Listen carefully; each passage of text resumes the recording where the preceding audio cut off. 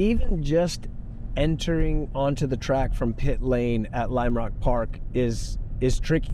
You're entering directly parallel with the brake zone of the line coming into Big Bend.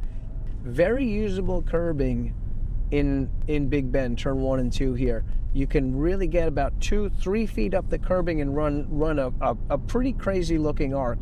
You know, looking down at Lime Rock Park, it looks like a constant radius corner, but when you're in the middle of it, definitely not. You're slipping and sliding over some very usable apex curbing, but trying to get the power to get a quick shot out to our left-hander here.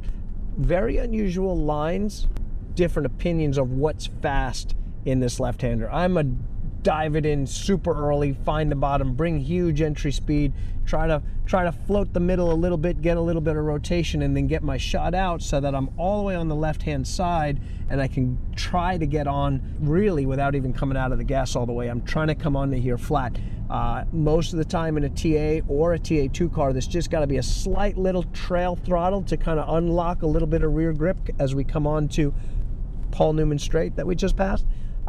And we launch out onto the back straightaway here, coming up to one of the coolest corners on the planet, the uphill at Lime Rock, where in a TA car at 900 horsepower, you're pulling a 150-foot wheelie. Right before you crest this hill, you want to straighten those hands out and be able to have the weight equal from right to left so that you don't pull the car too much one way or the other as you crest that hill. Into West Bend, one of the fastest 90-degree corners out there and one of the most challenging where you have to be super specific. Can't really bump that curb and there's not a lot of exit curb to use. Grab third to fourth gear as you're coming down the hill here. You're set up really wide and plunge down 4 or 5 stories down here.